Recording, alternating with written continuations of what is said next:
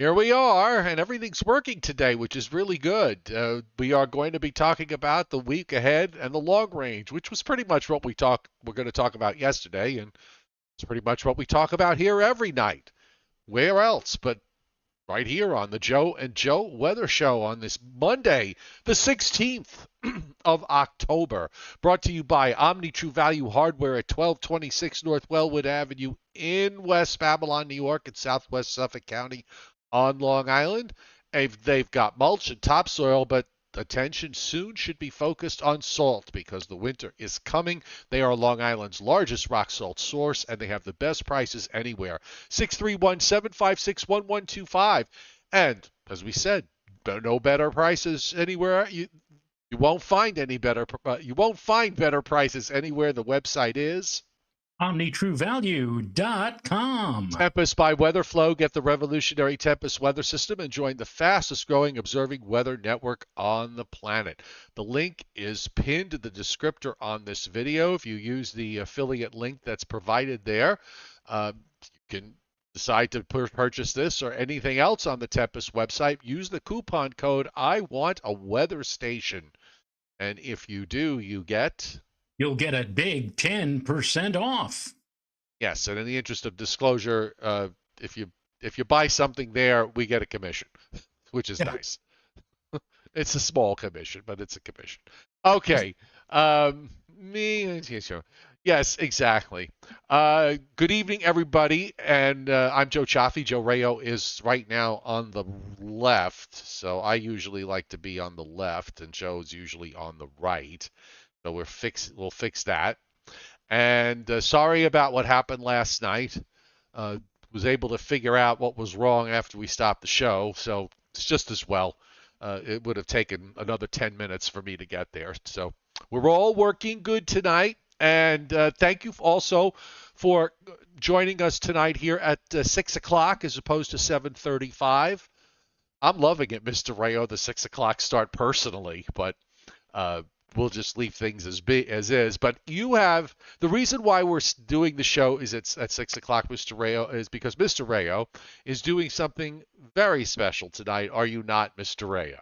Well, I'm doing a library talk for the Gold Coast Public Library on Long Island, the North Shore of Long Island, at 7 o'clock tonight.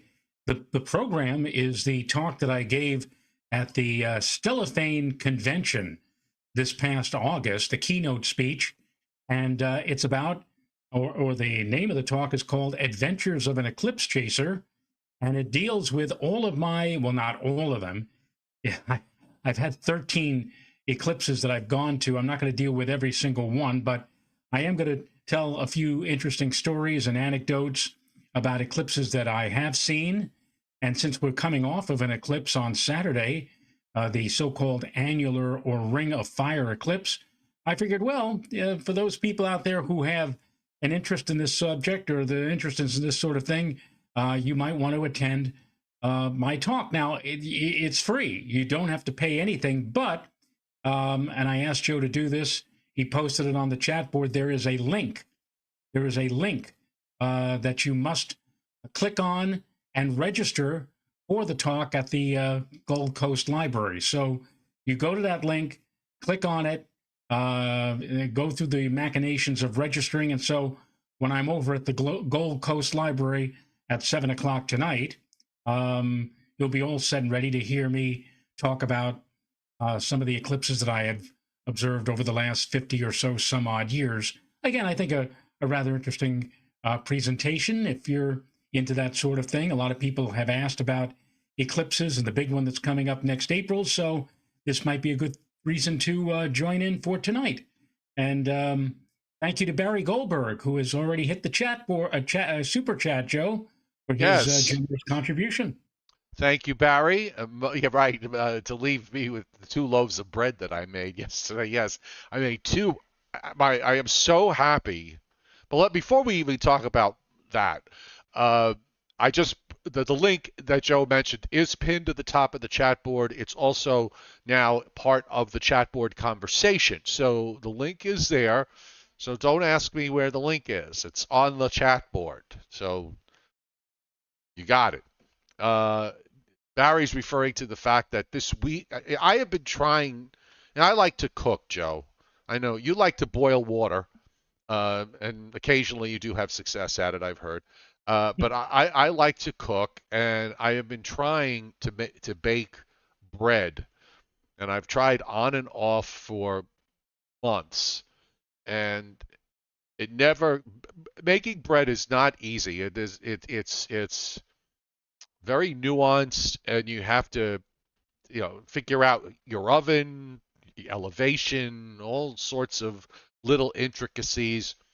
Well, I finally figured out figured it out, and I made Saturday. I made two spectacular loaves of bread. I mean, it was Italian bread, and they were perfect, so perfect that yesterday I made two more loaves of Italian bread, and I cut it up and I gave it out to my friends and neighbors.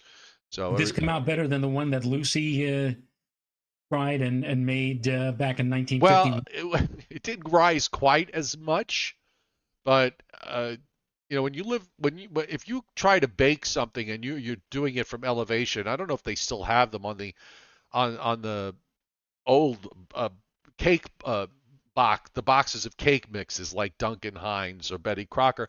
They always used to have something on there on the instructions that said if you live above a certain elevation, uh, you had a the time was different, the temperature you would cook at would be different.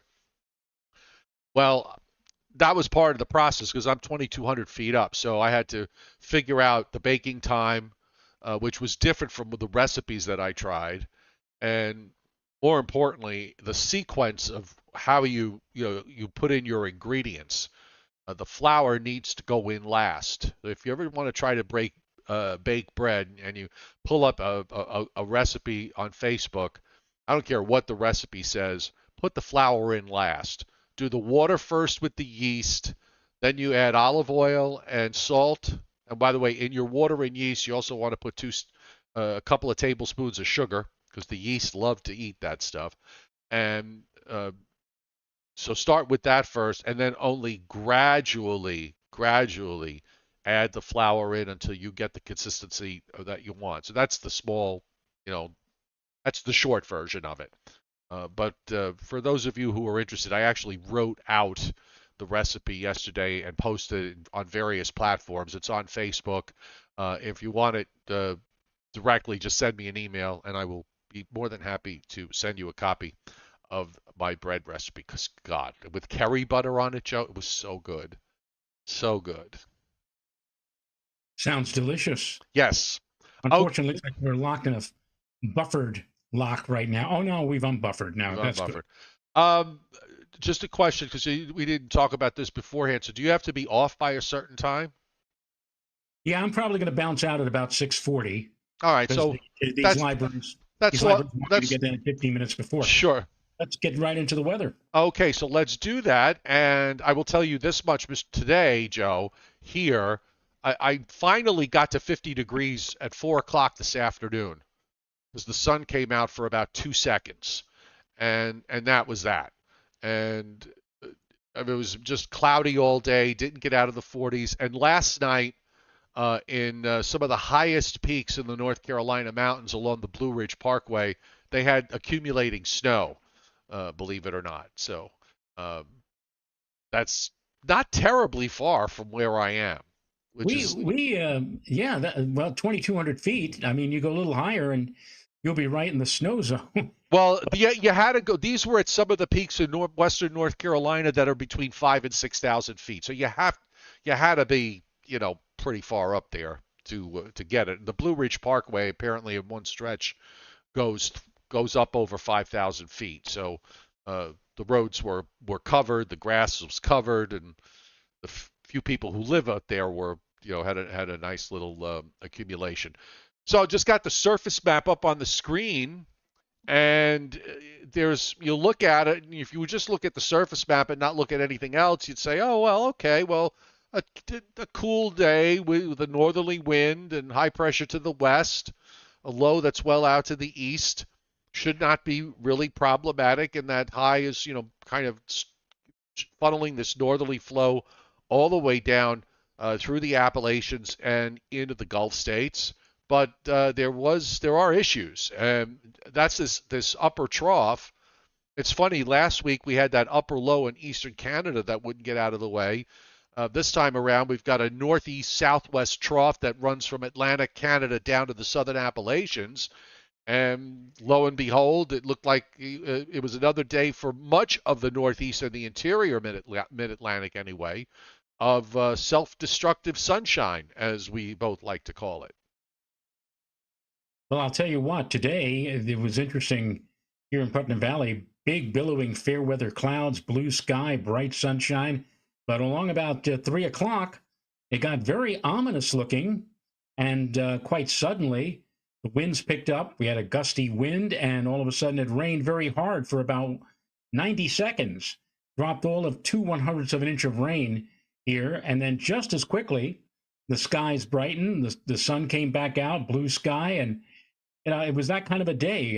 For the most part, west of the Hudson River, we had these spot showers that lasted maybe about 5 minutes, and wherever they occurred, they dropped a very copious amount of rain for a minute or two, and just as quickly went away, driven by the sun.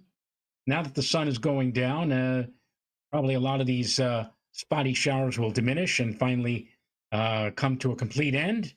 And maybe tomorrow we'll have another such round of shower. Although I think tomorrow, if we do see any precipitation, it'll be few and far between, and whatever does fall will be just a sprinkle or a spritz. But the atmosphere is a little unstable, a little unsteady, and that's what we're seeing right now and what we may see again tomorrow. Much of the Ohio Valley was overcast today.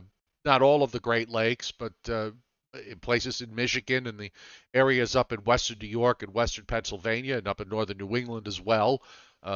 Certainly gave you that autumn feel. Certainly here, I mean, as I said, got down to 39 this morning, and the high was 50. That was the top. Again, about 4 o'clock in the afternoon when the sun came out for about maybe 10 or 15 minutes, and then it went back overcast again. And you can see on the loop, most of the eastern part of the United States has at least broken skies, if not overcast skies. You have to go cut across Illinois, cut the state in half, and from there westward through the plains and down into the southwestern part of the United States. Just a really beautiful day. And of course, the colder air is rushing over the warm waters of the Gulf of Mexico, so you see the clouds that are developing there from that offshore wind that is running clear south through the Gulf. Normally, when the first cold front, and this one did get all the way through, if you look out in the Northwest Caribbean, northeastward into the Atlantic, usually when the first cold front clears the Gulf of Mexico like this, it pretty much shuts down the tropical cyclone development in the Gulf of Mexico. We'll have to see if that is the case. We are halfway through the month of October now, so that should at least, we're past the peak, obviously, and things are probably going to slow down. So maybe at this point on, there'll be the odd storm here and there, and that'll be just about it. I see your messages, folks, on the chat board. Yeah, there are some audio issues and some buffering issues going on. I'm not sure what the problem is, but I'm having a little trouble here too downloading maps. So there might be something going on with my broadband. But there's the spotty showers that Joe was talking about, and here's the radar at the moment. Yep, they're there, and there's still a few in northeast Pennsylvania, scattered across New Jersey, a couple of light drops over Long Island, and on up into New England and upstate New York. Also seeing some spotty showers in the central Appalachians, and not too far from me to my northeast, getting some rain showers there. Otherwise, you have to go way out to the west. In Oregon, heavy rains coming into Washington State. There's even a tornado warning that has just popped up in southwestern Washington State. We don't often see the yellow and red boxes, Joe, up in the Pacific Northwest, but there they are. And that kind of tells you that's the energy from the next weather system that's going to be moving across the country and impacting the eastern part of the United States. When? On Saturday, Yes. actually beginning Friday into Saturday. Yeah, Yeah. this is going to be the seventh weekend in a row where there's going to be rain on at least one of the two weekend days. So And I mark got it to tell you down. something, Joe. People are really, Nasty. yeah, The word exactly. you're I mean, looking there's for, people Joe, out is there. nasty. Yeah, that's the people are really getting annoyed, to use a term. They're really getting sick of this. I mean, you put 2 or 3 consecutive weekends together with rain or adverse weather, and people get kind of upset or whatever. Like this is seven times coming up on Saturday. It's getting And crazy, really. Jason Schaefer, who was not on the chat board tonight, but he's around from time to time, and I did notice uh, something that he posted elsewhere, and I didn't realize this, but on the other side of that, Joe, Wednesdays apparently we've had nice weather on Wednesdays for a bunch of Wednesdays in a row. Wednesday and Thursday, those 2 days. Uh, Yep. so if you work a schedule where you're off Wednesday and Thursday, you must be loving this. Right smack in the middle of the work and school week. Amazing. That it is. Okay, let's see what we got here from the Storm Prediction Center. All right, why is this doing this? By the way, William Huber pointed out on the chat board about 5 minutes ago that he had a shower this morning and he saw a rainbow in the west. Yes, a west rainbow. That's very unusual. I mean, more often than not, you see these rainbows in the afternoon after the sun has heated up the atmosphere, and you get these brief, hard showers, and the sun, which is in the west, shines through that precipitation and produces the rainbow in the east. But it's very unusual. It doesn't happen too often that you have that scenario in the morning, allowing you to see a rainbow in the west. But certainly William Huber and I think a couple of other people too noted that this morning. Yep, that is rare indeed. The self-destructive sunshine pattern certainly helped the cause. Yes, It it did. did. Yeah, that was the answer I was waiting for. The Storm Prediction Center only has general thunderstorms for the northwestern half of Washington State. So they've got that area where that tornado warning popped up under general thunderstorms. So they don't have any severe weather, no thunderstorms anywhere else across the United States. Of course, SPC could maybe put their feet up over the next few days because tomorrow there's a small area in southeastern Arizona where they have general thunderstorms. Otherwise, the entire nation, no thunderstorms are forecast. And speaking of no thunderstorms or forecast, take a look at this for the day 3, which is Wednesday into Thursday. No thunderstorms forecast from coast to coast and from border to border. I mean, that's something you don't really see too often in the U.S., except maybe in the dead of winter. Oh, Amazing. And Jason's on the chat board. Jason, if you happen to know how many Wednesdays and Thursdays in a row that we haven't had rain, I'd be curious. I didn't get a chance to check that. So there's our story from the Storm Prediction Center, and of course we have WPC, the weather prediction folks, indicating a half to 3/4 inch rainfalls for northeastern Pennsylvania, kind of a cut in a weird way across New Jersey into New England, and then you start to get to 1.5 inch plus amounts in upstate New York and up in interior northern New England, including Vermont, New Hampshire, and Maine.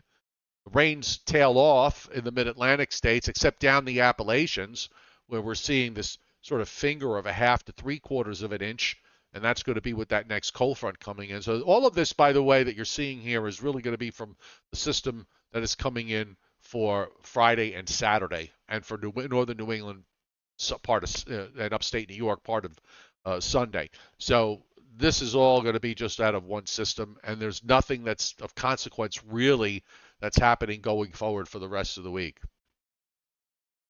it's very unusual. I can't remember seeing on a SPC map the words "no thunderstorms forecast" from coast to coast. I mean, usually something always is happening, it seems, in Florida, but that's rather amazing to see that right around the middle of the week, we are going to have some very quiet weather. Yep. And considering all the activity we've seen in recent weeks, I think the folks at SPC, which is the headquarters, is located in in Kansas. I think they deserve a break. Well, I'm sorry, SPC or WPC? No, SPC, SPC's in Norman, Oklahoma, Oklahoma. where the wind blows whistling down the plain. I missed by one state. You did. Yes, Yes. you did.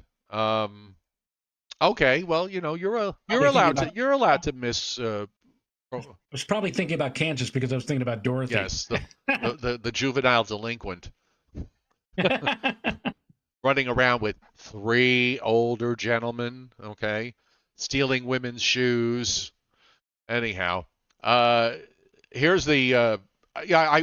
I brought the European up, and the reason why I brought the European up, Joe, is because uh, now the European. I think if we describe the behavior of the European over the last few months, the very best you can say about it is inconsistent. Okay, it's been relatively inconsistent, and well, now I saw this today, and I was just kind of wondering, oh well, maybe it doesn't have, what does it know? But here's the next weather front system for Thursday, for the approaching on Thursday into the western Great Lakes, and there really isn't a whole lot with it. There's not a lot of moisture, at least initially. It's sort of cut off from the Gulf. It's cut off from the Atlantic. And as it moves eastward, it starts to draw up some Atlantic moisture, Joe, but it doesn't really show very much. It's got some showers kind of straddling up the coast on Friday, and then it's got another band that comes in Friday night, and there you can see a low that's off the North Carolina coast early Saturday morning. But it really doesn't, the northern feature of this system really doesn't develop much in the way of rain. So it just kind of says that for Friday night into Saturday morning, or later Friday into Saturday morning, maybe some showery rains, but then after, you know, go through the day, still some showery rains, but it's not impressive. I mean, by any stretch of the imagination, this is not impressive in terms of the amount of rain it generates. Now, it may be due to the fact that it's got, and I'm going to take a look at it for the first time. I mean, it kind of takes the energy from this trough and bottoms it out. It's got a cutoff low that forms right near my house here in North Georgia on Friday night. The northern part, instead of coming in as one trough and kind of going negatively tilted, it digs the southern part of the trough way to the south, and the north comes in, and by the time it does that, this is by the time it does that, all that southern energy gets kicked out well to the east. I mean, at the end of the day, the result will be the same behind it, but still, it seems to have done a bit of a hiccup here. The GFS has been a little bit more consistent with this trough, and it doesn't do what the European does. It just kind of drops a cutoff into western New York and western Pennsylvania, and then closes it off right over eastern Pennsylvania and New York City during the day Saturday. So, this model's been, the GFS, I think, as a whole has been, better in figuring these things out in the longer range lately than the European has. So I would agree. So I don't see any reason to go against it. I mean, it does show a more in the way of showery rains, both from the southern system coming up and the front coming in from the west. This is Saturday morning, and Saturday afternoon you've got a deepening low in Massachusetts that kind of strengthens as it moves up into Maine, and colder air should follow that Saturday. Maybe not so much Saturday night, but Sunday I would think would be a chilly day with a gusty wind, and then we go into next week, which is interestingly enough. If the models are correct, we're going to get a little bit of a break from this pattern we've been in as far as troughs dropping into the eastern part of the United States is concerned. The models are suggesting that this trough's going to pull out, and you've got a deep trough coming into the western part of the United States, which pops a ridge up in the east. So that might mean we might get into some dry weather for a while. Yes, and in fact, the Climate Prediction Center (CPC) on both their 6 to 10 and their 8 to 14-day outlook are saying that below normal probabilities for rainfall here in the eastern United States for those both of those periods, 6 to 10 and 8 to 14 days, taking us all the way out to Halloween. So maybe, just maybe, after this um, bevy of wet weather Friday into Saturday, Joe, maybe we just might have a prolonged spell of dry weather that takes us right on through the remainder of October, through the end of the Right. month. So I went back to the 12Z GFS because the 18Z is only halfway out. And yeah, I would suggest that after the Sunday system pulls away, much of next week will be dry, and probably the second half of it. Well, it's hard to say because the next high with that ridge goes up into eastern Canada, so we've got this onshore flow that starts on later Wednesday from New England all the way down to Florida. I mean, a million isobars. Now, eventually, the high may try to settle further south, which is kind of what the model's indicating here by the end of next week. So perhaps maybe not so much next Wednesday, but Thursday and Friday of next week could turn out to be pretty warm, especially Friday. And then going into Saturday and Sunday that weekend, here's a weekend where the model doesn't show any rain anywhere, uh, which is the last weekend of October, October 28th, 29th. You'll notice that the trough in the west, uh, the trough in the west starts to produce some snows up in Montana and Washington State, and gradually spreading it out through the northern Rockies uh, later next week, and that'll probably be their first, more, semi-important snow producer there. But and then eventually goes into the plains. But yeah, if we're going to get into a ridge position, I would argue that if we see that it would be temporary. It's just sort of we've been in this trough in the east business since the middle of December. I'm sorry, the middle of September. I'm thinking, no, I'm thinking ahead here, saying December. We've been in this negative NAO since the middle of September.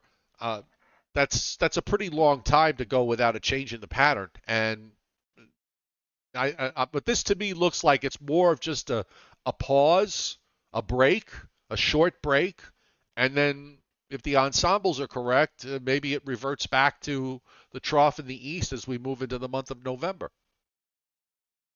Yeah, well, then it's same old story.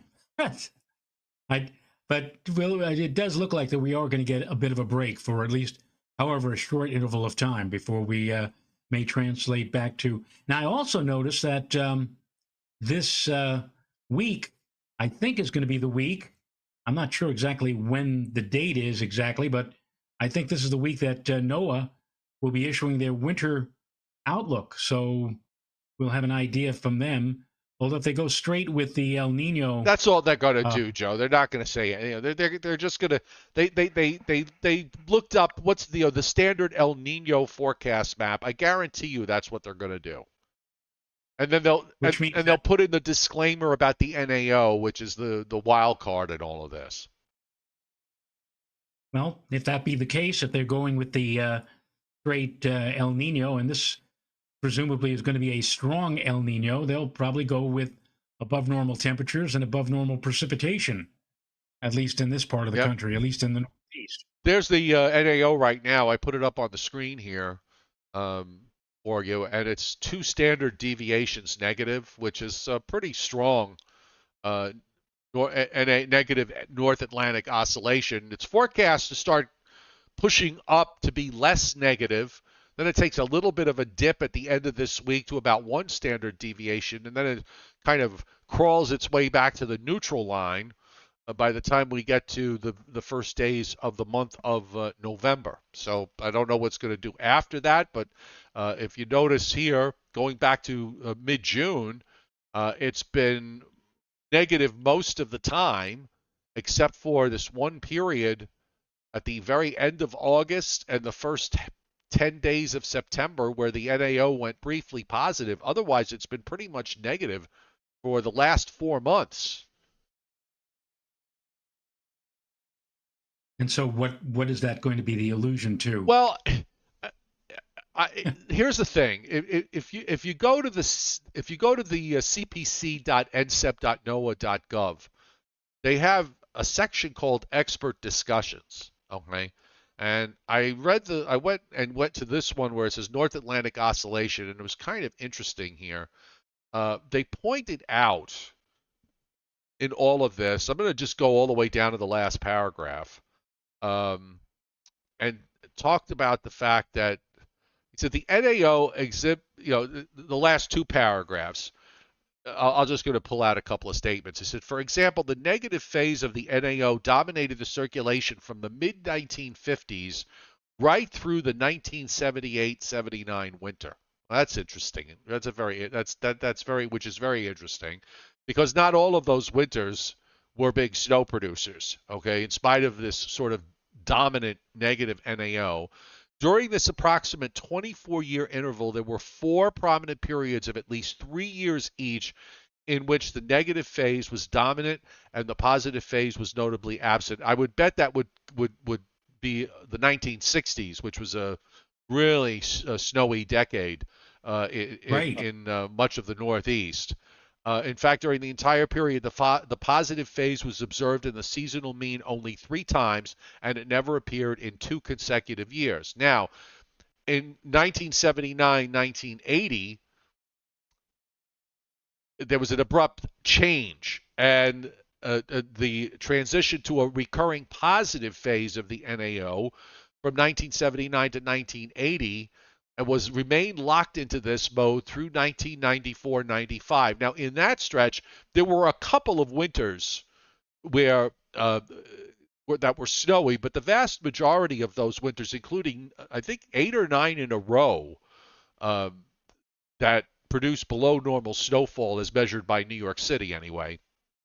But as they say, during this 15-year interval, a substantial negative phase of the pattern appeared only twice in the winters of 1984-85, which, by the way, I think that was one of those winters where like everything went, to the south. Okay. And 1985-86, however, November 1995 to February 1996 was characterized by a return to the strong negative phase of the NAO. So um, my point in all this is that it's been around for 4 months for the most part, with just that one minor interruption in September. It would seem to me that may go back. Maybe we'll see this thing come up to the neutral line, and then it's going to go back negative when we go into the month of November. The question is, what's the Pacific going to be doing through all of this? And I think that's the big wild card here, maybe. Not so much what's happening in the North Atlantic, because that looks like we may have that part of the equation. But if it's not the right pattern in the Pacific, particularly in the Northeast Pacific, then the NAO is not going to do you much good if you're a snow lover or a winter weather lover. Well, speaking of snow lovers, if you give me the reins here, or the control to share, I will do that right now.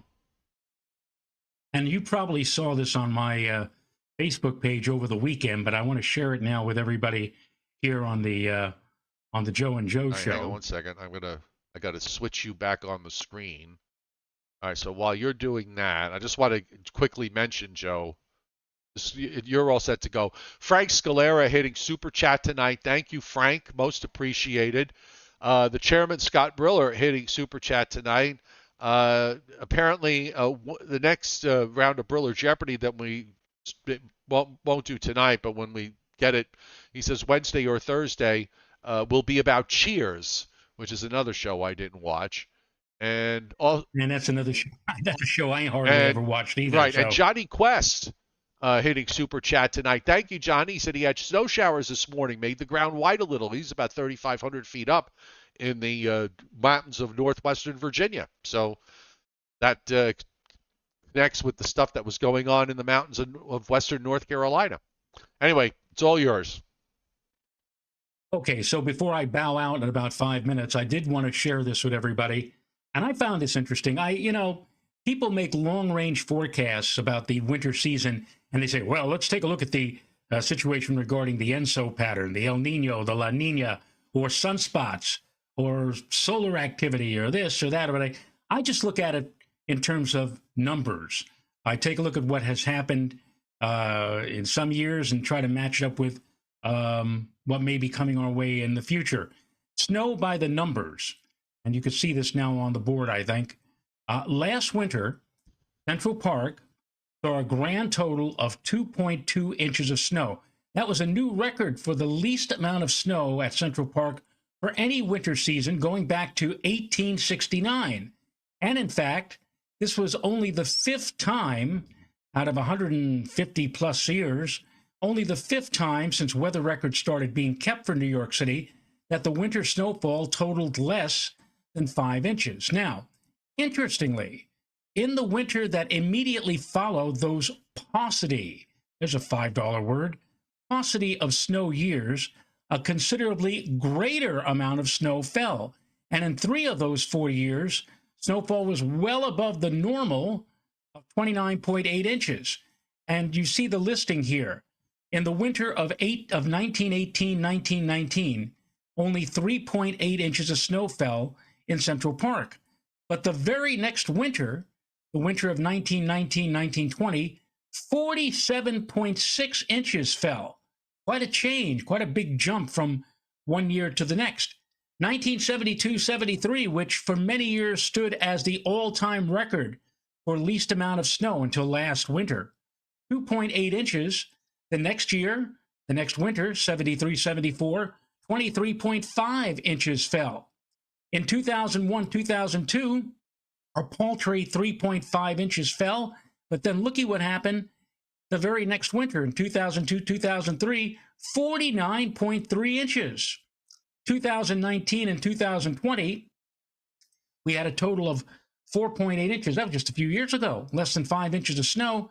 And then that was followed up in 2020 and 2021 by 38.6 inches. So now, with this past winter of 2022-2023, 2.2 inches, what will we see in the upcoming winter, 2023-2024? Prior to last winter, the 4 previous non-snow winters saw snowfall come back big time, with the very next winter seeing anywhere from 8 to 14 times greater snowfall. So if you take that as a face value, that would suggest at Central Park that a snow total for this upcoming winter in New York City of anywhere from 17.6, which would be still below normal, to 30.8 inches, which would be a little bit above normal for a typical winter season. But caution, because this is, after all, based on a rather small sample of only 4 previous similar winters. What will we see this coming winter? Certainly, we're going to get more than 2.2 inches. Whether or not we end up with a whole heck of a lot more, we'll just have to wait, watch, and see. I wonder if you expanded the database from the years that you picked at. Those were the 5 least snowiest, Joe. Right. Okay. I wonder if you expanded it out to a general, just to pick a round number. I know that we're in a black screen here. I'm going to try to fix it, so just give me a second here. If you took years that produced 10 inches or less, just to pick a round number, and what happened the following year. I mean, we could do that. Well, that'll be my homework assignment. I'll take a look. Maybe tomorrow or Wednesday I'll have that for you. Do me a favor, unshare and share again, please. Unshare and share again? You know, you gotta love technology. Okay, so I'm going to share. I'll share again, and now I'll unshare. All right, let's. So I'm going to go anyway. So yeah, but I want everybody. I'm going to go too, because we've pretty much wrapped it up. There's not a whole lot, else we could talk about here on this Monday. So the Joe and Joe Weather Show, brought to you by Tempest by Weatherflow. Get the revolutionary Tempest weather system and join the fastest growing observing weather network on the planet. The referral link is on the top, is on the description to this video. And if you do decide to make a purchase, use the coupon code Joe.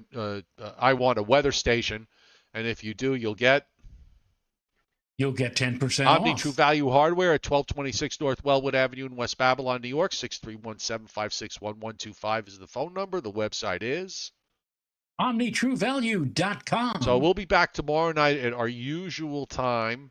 And tomorrow, let's not tell you because you got to go, but I want to, in case I forget, maybe you'll remember. I do want to talk about Phyllis Coates and Mark Goddard. Okay, so we could talk Oh, about yes. them tomorrow. So they Okay. passed away this weekend. So everybody, Yes. we will see you tomorrow. Thank you for joining us on this early start time. I know you guys are all we're all set in our ways to go at 7:35, so I certainly appreciate everybody's flexibility, and thanks to everybody that hit super chat tonight.